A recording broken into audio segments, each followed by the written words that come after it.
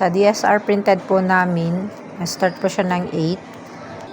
Sa cash count variance po is wala. Total cash count po namin is 5,676. Wala naman po kaming skip series. Issued receipt namin is nakamigay kami ng 5. Approve naman lahat po ng aming expenses. May 2 po kaming transaction discount.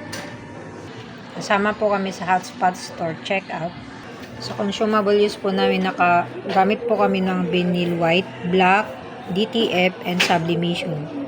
Key holder for tomorrow is Cipry Ian. Bale sa email is may inquiry po kami na IPCU. Sa Facebook page naman po, may 2 po kaming inquiry kay Divine Grace Miguel at PJ Bagasol. Sa Viber naman po is wala pa po kaming inquiry. Ito po yung sa locker namin. Garbage disposal, nakapag-dispose na po kami kanina. Bale, for tomorrow na naman po ito ulit.